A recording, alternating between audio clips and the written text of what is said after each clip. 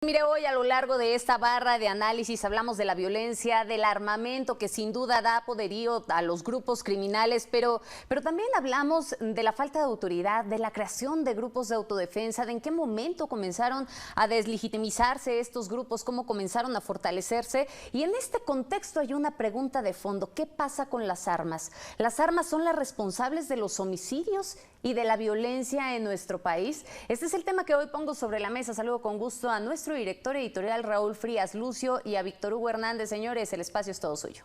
Gracias, Magda.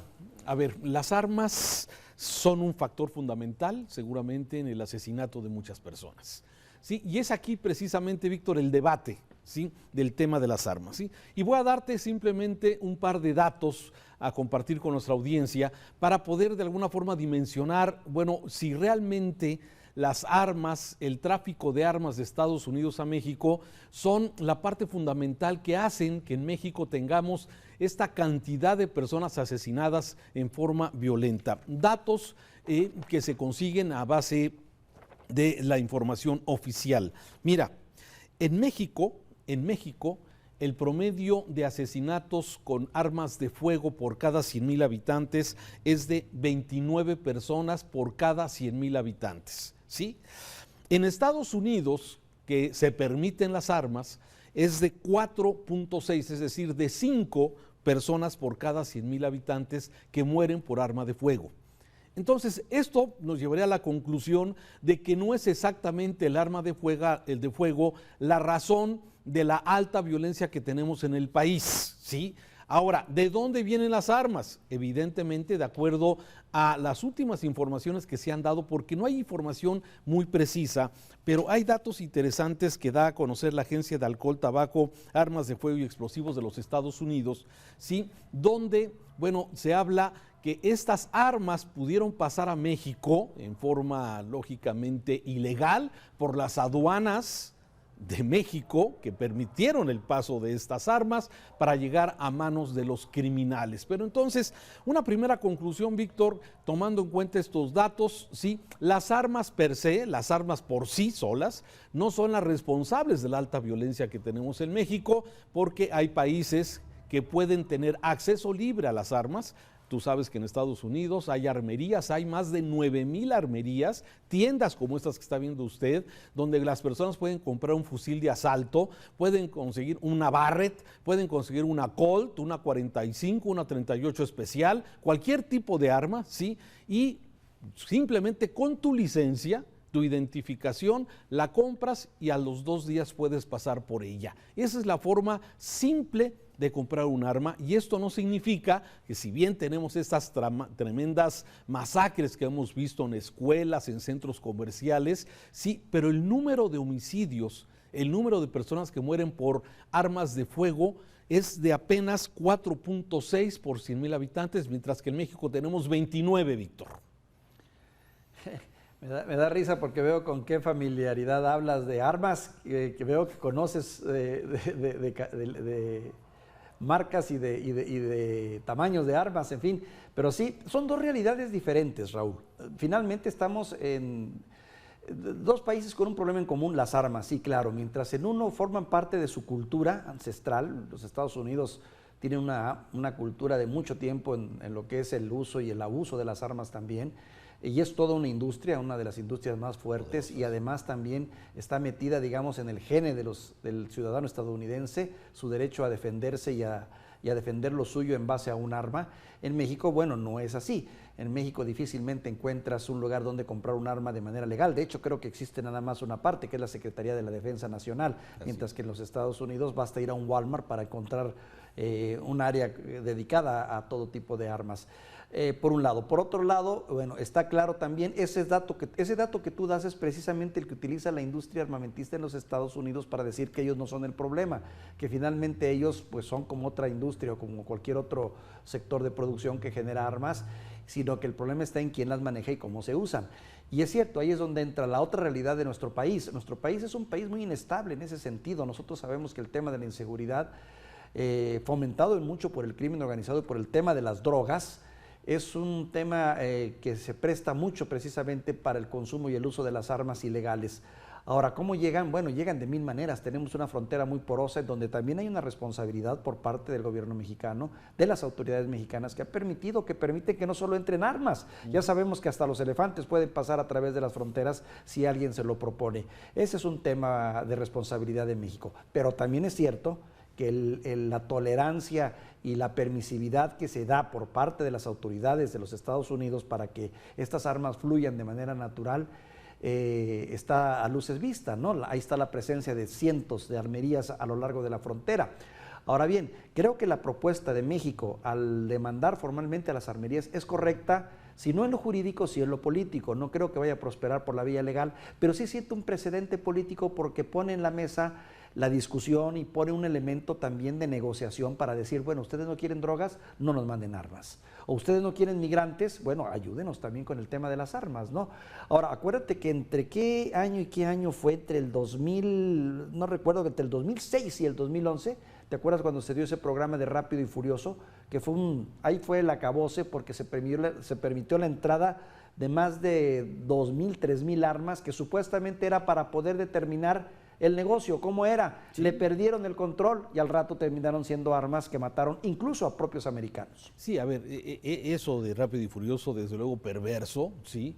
De parte del mismo gobierno mexicano que lo permitió, que lo toleró y que, bueno, de alguna forma, con la idea de saber dónde van a acabar las armas, una verdadera tontería, una verdadera torpeza, porque estamos hablando, como tú bien lo dices, de dos situaciones completamente diferentes. En un país, nuestro vecino del norte, donde se permite que las personas tengan la libre elección de tener un arma para defender sus propiedades, para defenderse ellos mismos, para defender su vida, mientras que en México eso es materialmente imposible. ¿Quién tiene las armas en México? Normalmente la tienen los delincuentes, los asaltantes, y el ciudadano está, pues, digamos, con la bendición solamente para protegerse. Y es exactamente un debate que no ha prosperado. Se ha puesto sobre la mesa el debate, el derecho de los mexicanos de tener arma como lo consigna la misma Constitución. Sin embargo, como tú bien lo señalas, no es fácil conseguir un arma. En México consigues un arma en el mercado negro, a través de Mercado Libre, o te la vende un policía. ¿Sí? Eso es exactamente el mercado como se consigue un arma en México. Y muchas personas identifican tener un arma con violencia, ¿sí? Sin embargo, hay personas, se calcula que es un 27% de los mexicanos que estarían a favor de tener un arma para protegerse ellos y proteger a sus familias y a sus bienes. Sin embargo, esto no sucede, por eso los delincuentes se mueven a sus anchas, Víctor, porque saben que es difícil que una persona tenga una aportación de arma o que tenga un arma en su casa para proteger sus bienes, y por eso es tan fácil la delincuencia. Entonces, en Estados Unidos, un delincuente sabe que va a entrar a una casa a robar o quiera asaltar a una persona, lo más seguro es que esa persona tenga un arma para defenderse. Sí, y entonces, bueno, tenemos estos contrastes por un lado. Sí, los responsables de que no entren armas a México no es de los Estados Unidos, Víctor. Los responsables es de las aduanas en México. Sí, nuestras autoridades deberían realmente de cerrar esta posibilidad, y por eso a veces suena un poco lejano el tema de que esta demanda, que si tú bien lo ubicas perfectamente, es un tema de carácter político. El lanzar una acusación para que las 7 armerías de Estados Unidos en contra de ellas, sí, por los daños que han provocado en México, bueno, sí, jurídicamente se ve compleja, aunque ya aceptaron la denuncia allá en los Estados Unidos. Sí, vamos a ver cómo prospera, pero me parece que no es la responsabilidad del gobierno de Estados Unidos, es responsabilidad del gobierno mexicano de tener y cuidar la puerta de tu casa, cuidar las aduanas. Sí. Un poquito, nada más para puntualizar lo que tú bien señalas.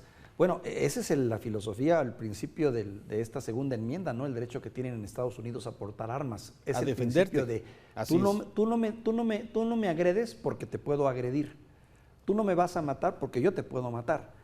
Ese es el principio un poquito del viejo oeste, ¿no? Cada quien armado cuidando de su vida, entonces vamos a respetarnos. Es un poquito esa la filosofía, ¿no? Pero bueno, pero por otro lado también hay que señalar, en México sí tú tienes derecho en tu casa a portar un arma, siempre y cuando esté registrada y la tengas en casa para tu defensa familiar y personal. Ese es un derecho que sí tenemos. Sí, pero es un Lo que proceso. no está permitido es que portes un arma o que incluso uses un arma en tu automóvil y esa cuestión, porque ya implica otro tipo de situación legal y casi siempre si te agarran en esa te metes en un problema tremendo, cosa que a mí me llama la atención a veces como cuánto criminal lo agarran con ese tipo de armas y al rato está en la calle, pero bueno, esa es otra historia.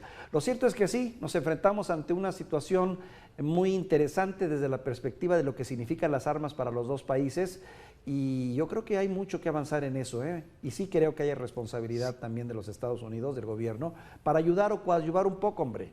No pido que prohíban, pero sí que nos ayuden a contener esto, porque caray, mira que este país cada vez hay más armas. Sí, yo insisto, Víctor, y me quedo un poco ahí, y desde luego respetando tu punto de vista, en que el problema no son las armas, el problema es precisamente el uso, la alta violencia, y los datos lo dicen claramente, ¿sí?